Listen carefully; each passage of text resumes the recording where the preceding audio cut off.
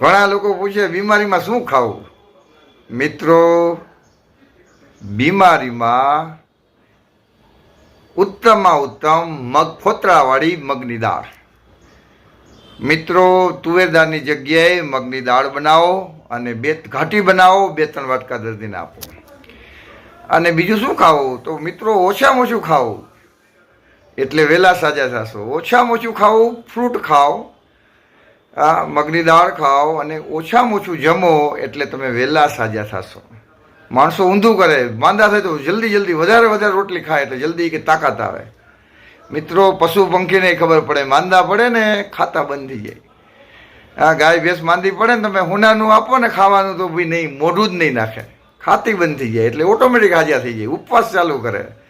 મિત્રો, બીમાર પડીએ એટલે ઓછામાં ઓછું ખાવું અને મગનું દાળ પીવી.